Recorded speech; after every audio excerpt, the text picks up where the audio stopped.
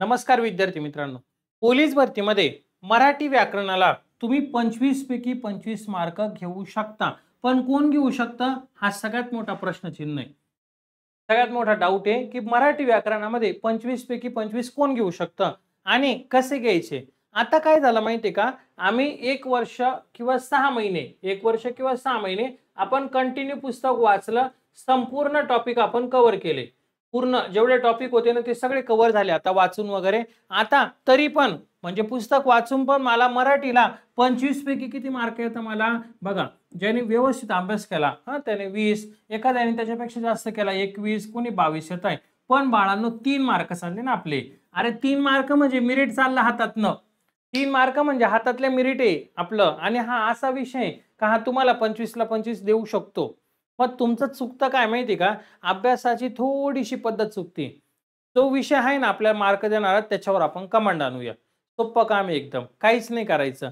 तुम्हाला मी पीडीएफ देणार आहे. तुम्ही काय करायच्या त्या पीडीएफ तुम्ही डाउनलोड करायच्या तुम्हाला. डाउनलोड करायच्या. पीडीएफ डाउनलोड कुठं करायचं ॲपमध्ये सांगतो मी, टेन्शन घेऊ नको. सगळी माहिती देतो. पण त्याच्या आधी पीवायक्यूचं महत्त्व जाणून घ्या. पोलीस भरतीला पीवायक्यूचं फार महत्त्व आहे. जर आता आपला सिलेबस जर वाचून झालाय पूर्ण टॉपिक आपले कव्हर झाले. तुम्ही जर प्रश्न जर सोडवत नसाल पोलीस भरतीला विचारले गेलेले बघा पोलीस भरतीला विचारले गेलेले जर प्रश्न सोडवत नसाल तर मार्क वाढणार कसे काय? मग इथं आपल्याला काय करायचं माहिती का? ते प्रश्न सोडवायचे. कोणते रे बाळांनो? तर हे पीवायक्यू जे आपल्याला मागील प्रश्नपत्रिकेला किंवा गेल्या वर्षी जी भरती झाली लास्ट टाइमची त्याच्यामध्ये विचारलेले आहे. उदाहरणार्थ सांगू का तुम्हाला? हे बघा कसे सोडवायचे हे पण सांगतो. आणि जर माझ्यासोबत जर तयारी केली तर मी तुम्हाला हमखास गॅरंटी देतो की तुम्हाला येणाऱ्या भरतीमध्ये 25 पैकी 25 मार्क पडणार म्हणजे पडणार. हे पण तुम्हाला मी शाश्वती देतो. पण जसं सांगितलं तसा अभ्यास करावा लागेल. त्यानुसार तुम्हाला तशा नोट्स वगैरे पण करावं लागतील. आता हा पेपर आहे बघा चंद्रपूर पोलीस शिपाई पार्ट 2 म्हणलंय. पार्ट 2 का म्हणलंय? कारण याचं स्पष्टीकरण झालंय. आमच्या 5000 विद्यार्थ्यांनी 5000 म्हणजे त्याच्यापेक्षा जास्त पण आहे. लेक्चर झाल्याच्या लगेच 501 मुलं ॲडमिशन काही ना काही कोणी ना कोणी असतं. संपूर्ण पोलीस भरतीच्या बॅचमध्ये आम्ही ॲड करायला सुरुवात केली हे पीवायक्यू. तर हा पेपर आहे बघा 2024चा हे पेपर आहे प्रश्नपत्रिका आहे. याच्यामध्ये काय प्रश्न आलाय आणि कसा सोडवायचा हे पण सांगतो तुम्हाला. तुम्ही कसा अभ्यास करता असाल तर बघा तुम्ही ह्या पद्धतीने करता की सदा सर्वदा योग तुझा घडावा या वाक्यातील क्रियाविशेषण कोणते? आता मला माहिती नाही गोष्ट की हा प्रश्न तुम्हाला पुस्तकात पण भेटणार आहे. मग तुम्ही माझ्याकडे कशाला येशाल?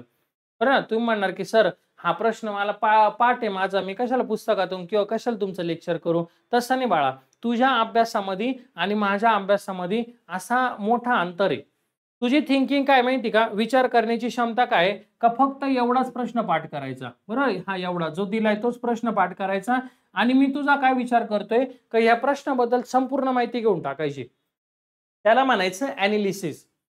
त्याला काय म्हणायचं? ॲनालिसिस करण्याची एक पद्धत असते. आता काय प्रश्न आपण सॉल्व्ह करू मग नंतर मी सांगतो तुला कशी पीडीएफ डाउनलोड करायची, कोणत्या ठिकाणी भेटेल, कसं जायचं सगळं सांगतो. बघ नवीन असेल तर चॅनलला लाईक आणि सबस्क्राईब करायला मात्र विसरू नको. सदा सर्वदा योग तुझा घडावा या वाक्यातील क्रियाविशेषण कोणते? आता क्रियाविशेषण म्हणजे काय रे? तर याचा अर्थ असा आहे की क्रियापदाबद्दल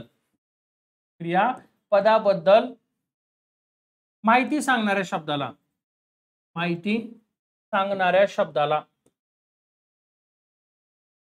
काय म्हणता रे? क्रियाविशेषण असं म्हणता. काय म्हणता बाळांनो? क्रियाविशेषण. ओके ही कन्सेप्ट क्लिअर झाली? हा ठीक आहे सर समजलं आम्हाला. क्रियापदाबद्दल विशेष माहिती सांगणाऱ्या शब्दाला क्रियाविशेषण म्हणता. मग क्रियाविशेषण कसं ओळखायचं? तर बघा क्रिया केव्हा, कोठे, कशी, किती वेळा, किती प्रमाणात घडली याची माहिती आपल्याला ज्याच्यातून भेटते त्याला म्हणायचं क्रियाविशेषण. क्रियापदाला प्रश्न करायचा केव्हा, कोठे, कसा. कसा कशी करू शकता तुम्ही. कसा, किती वेळा, किती प्रमाणात घडली. मग आपल्याला काय भेटतं? योग्य उत्तर. मग बघा आता क्रियापदाला प्रश्न विचारू आपण. सदा सर्वदा योग तुझा घडावा. बरोबर ना? केव्हा घडावा? तर सदा सर्वदा. बघा मी काय विचारलं? केव्हा घडावा हा प्रश्न केला मी. मला उत्तर काय भेटलं? सदा सर्वदा. लगेच उत्तर आलं. पर्याय क्रमांक 3 हे योग्य उत्तर आहे. मग तुम्ही काय करता? बस एवढंच पाठ करता. अजून प्रश्न संपलेला नाहीये. मी तुम्हाला काय देणार आहे? त्या माझ्या ॲनालिसिस किंवा माझ्या PYQच्या बॅचमध्ये मी तुम्हाला काय देणार आहे, तर बघा सदा सर्वदा ह्या शब्द क्रियाविशेषणाच्या कोणत्या प्रकारामध्ये येतो, तर हा प्रश्न येतो कालवाचक मध्ये येतो. बघा कालवाचक मध्ये कालवाचकचे उपप्रकार आहे सातत्यदर्शक आहे. या सातत्यदर्शक मध्ये हा प्रश्न येतो म्हणजे प्रकार येतो. चला कालवाचक म्हणजे काय, तर क्रिया केव्हा घडली हे आपल्याला ज्याच्यातनं समजतं त्याला म्हणायचं कालवाचक म्हणायचं. म्हणजे क्रिया आज घडली, उद्या घडली, परवा घडणार आहे किंवा परवा घडून गेली, हे ज्याच्यातनं आपल्याला कन्सेप्ट क्लिअर होती त्याला आपण कालवाचक म्हणतो. त्याचाच प्रकार सातत्यदर्शक आहे. बघा अखंड क्रिया दर्शवणाऱ्या कालवाचक शब्दांना सातत्यदर्शक क्रियाविशेषण म्हणतात. अखंड क्रिया दर्शवणाऱ्या कालवाचक शब्दांना सातत्यदर्शक क्रियाविशेषण म्हणतात. उदाहरणार्थ नित्य, सदा, सर्वदा, दिवसभर, अद्यापि, आजकाल, हे सगळे सदोदित, हमेशा, हे सगळे शब्द तुमचे सातत्यदर्शक मध्ये येतात.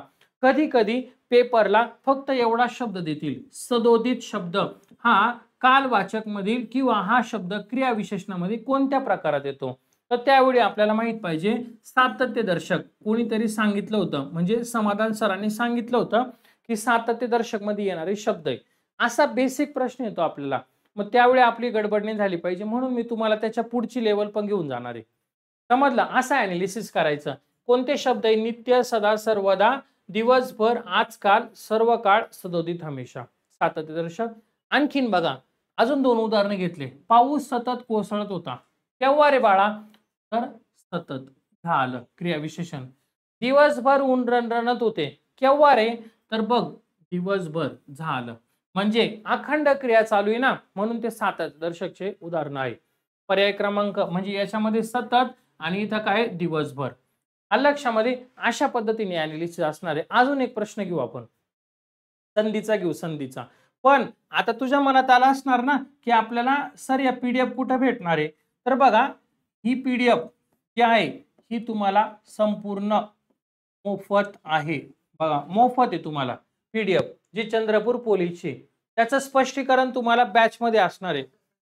सगळ्या जिल्ह्यांच्या देणार तुम्हाला, काही टेन्शन घ्यायचं नाही. पूर्ण जेवढे जिल्हे आहे ना आपल्या महाराष्ट्रामधले, SRPF असू द्या, चालकला असू द्या, जे सगळ्याच्या सगळ्या तुम्हाला PDF देऊन टाकणार आहे. ते तुम्ही काय करायचं, ही प्रश्नपत्रिका, हे 25 प्रश्न आहे ना, हे 25 प्रश्न काय करायचे, सोडवायचे 25 प्रश्न, आणि चेक करण्यासाठी माझे व्हिडिओ बघायचे, ॲनालिसिस करायचं त्याच्यामध्ये किती मार्क पडले आपल्याला, कशा पद्धतीने, कोणत्या प्रश्नाचं कसं सांगितलंय, आणि एकदम शॉर्टकट मध्ये, काही टेन्शन घ्यायचं नाही. तेव्हा तुमचा स्कोर वाढणार आहे. या PDF मोफत आहे आणि स्पष्टीकरण जर लागलं तर तुम्हाला बघा ही जी बॅच आहे आपली, ह्या बॅच मध्ये तुम्हाला भेटणार आहे. संपूर्ण पोलीस भरती बॅच 349, आजवर 5000 पेक्षा जास्त विद्यार्थ्यांनी घेतले, त्यांचे स्कोर पण वाढले, तुम्ही त्यांच्यापेक्षा मागे. तुम्हाला त्यांना कव्हर करायचं असेल तर ही संधी आहे. आम्ही काही परत परत पैसे घेत नाही, एकाच बॅच मध्ये सगळं इन्क्लूड केले. एकदा खर्च करा, 6 महिने अनलिमिटेड येणाऱ्या भरतीत तुमचं वर्दीचं स्वप्न पूर्ण. लक्षामध्ये आतापर्यंत फक्त कंटेंट देता, आम्ही पण कंटेंट दिला होता, पण भरतीचं जी काय आपण बघतोय आता, जसं की लवकर येणार आहे पोलीस भरती, आणि माझी जी तळमळ आहे की माझ्या महाराष्ट्रातला प्रत्येक विद्यार्थी पोलीस झाला पाहिजे, ज्याला ज्याची परिस्थिती बदलायची, जो धडपड करतोय, त्यांनी फक्त एकदा एवढे हे पैसे खर्च करायचे 349. आणि ही तुम्हाला PYQ ची बॅच पण त्याच्यामध्येच आम्ही ऍड करणार. आजपासून लेक्चर ऍड करायला सुरुवात झाली. त्याच्यामुळे निश्चिंत राहायचं. ऍप डाउनलोड करण्यासाठी काय करायचं, तर प्ले स्टोअरला जायचं, लक्षदीप अकॅडमी नाव टाका, किंवा डिस्क्रिप्शन बॉक्समध्ये मी लिंक शेअर करतोय, ती लिंक घ्या आणि त्याच्यावरनं ऍप डाउनलोड करा. नसल काही अडचण असेल तर बघ माझा नंबर आहे 8329603029. कोणी बघितलंय का पर्सनल नंबर देताना, हा समाधान भाऊ पर्सनल नंबर देतो स्वतःचा. काही राहू दे डाऊट, लगेच मला याच्यावर मेसेज कर, मी तुला याचा रिप्लाय देणार, मी स्वतः देणार, काही काळजी करायची नाही. आलं लक्षात? बरं, पैसे नाहीये तुझ्याकडं, तुला आता सध्याला म्हणजे खर्च नाहीये, थोडं काही झालं असेल भरतीचं वगैरे, 349 म्हणजे खूप काही गोष्ट नाहीये, तुला फ्री मटेरियल पाहिजे तर फ्री मटेरियल पण घे. चल बघ इथं हे जे टेलिग्राम आहे आपलं, हा टेलिग्राम चॅनल आहे बघ आपला,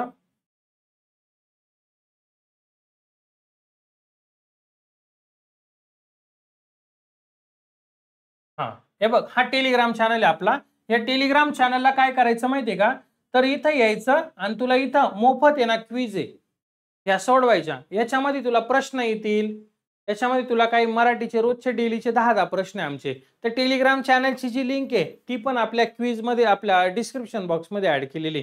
ती पण जर त्याच्यावर क्लिक केलं तर टेलिग्रामला जायचं आणि हे प्रश्न सोडवायचे. नीरज चोप्रा कोणत्या खेळाचे? ॲथलेटिक आहे. असे तुम्ही त्याच्यावर उत्तरं देऊ शकता.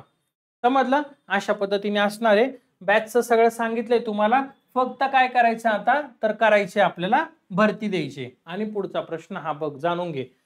सज्जन शब्द आहे, सज्जन शब्द हा याचा विग्रह विचारलाय. सत अधिक जनन, सत्र अधिक त्याच्यानंतर जन, त्याच्यानंतर सत्य अधिक जन, सत्र अधिक जन. आता याचं योग्य उत्तर काय बाळांनो? पर्याय क्रमांक 1 सज्जन, हे त्याचं योग्य उत्तर आहे. पण आता तुम्ही म्हणणार की सर इथं तर सत अधिक जन आहे आणि तुम्ही लिहिताना काय लिहिलंय? सज्जन, म्हणजे डबल ज कसं काय आला? तर हा तचा नियम आहे. हा कशाचा नियम आहे बाळांनो? तचा नियम आहे. व्यंजन संधी ही नेहमी पाय मोडून लिहिला जातो. तचा नियम काय सांगतो? तर त या अक्षराच्या पुढे ज किंवा ज आल्यास तच्या ऐवजी ज घ्यावा. अर्धाच घ्यायचा. इथं ही आडवी रेष मारली, मला हौस आली म्हणून नाही मारली, ती लिहिण्याची पद्धत आहे. त्याला म्हणता पाय मोडून लिहिण्याची पद्धत व्यंजन संधीमध्ये. मग बघ बाळा काय दिलेलं आहे इथं? सत अधिक जन आहे ना, सत अधिक जन. तच्या समोर, ह्या तच्या समोर हा ज किंवा ज आला तर तच्या ऐवजी काय घ्यायचा? ज घ्यायचा. तच्या ऐवजी काय घ्यायचा? ज घ्यायचा. पुढील अक्षर जसं तसं. हे बघ अर्धा लिहिला मी कारण पाय मोडलेला आहे. इथं पण पुढे कंटिन्यू केलं. सत अधिक जन बरोबर सज्जन. सत अधिक बरोबर जन बरोबर काय झालं? सज्जन झालं. अशा पद्धतीने अभ्यास कर. नसलेत काय टेन्शन घेऊ नको. डायरेक्ट सत अधिक जन सज्जन. 1 मार्क असा घे, फिरवून घे. मार्क आला पाहिजे आपल्याला. ओके, चलो. भरतीला थोडे दिवस बाकी आहे, त्यानुसार तयारी करा. काय? त या व्यंजनाच्या पुढे ज किंवा ज आल्यास त बद्दल ज होतो व पुढील वर्णाबरोबर संधी होते. मग उत अधिक अज्वल बरोबर काय? उज्ज्वल. सत अधिक जन बरोबर सज्जन आणि जगत अधिक जीवन बरोबर जगत जीवन. हे बघा हा त आहे, तच्या समोर काय आलेला? ज आलेला आहे. मग या तच्या ऐवजी काय घेणार मी आता? हा अर्धा ज घेणार. पुढील अक्षर जशात तसं. जग शब्द लिहिला, तच्या ऐवजी लिहिला ज आणि परत एकदा जगत जीवन. समजलं? अशा पद्धतीने तुम्हाला अभ्यास करायचा आहे. तर तुम्ही येणाऱ्या भरतीमध्ये पोलीस होताय. तर येणाऱ्या भरतीमध्ये काय होणार आहे? पोलीस होणार आहे. व्यवस्थित करा, डेडिकेशन ठेवा, जेणेकरून तुमचं वर्दीचं स्वप्न पूर्ण झालं पाहिजे. इथं माझा नंबर आहे. तुम्हाला जर काही डाऊट असेल तर तुम्ही इथं माझ्या नंबरवर तुम्ही मला मेसेज वगैरे करू शकता. व इथं दिलेलं आहे 8329603029. चलो, आजचं लेक्चर आपण इथंच थांबूया. लवकरच आपण पुढील लेक्चरला भेटू. धन्यवाद.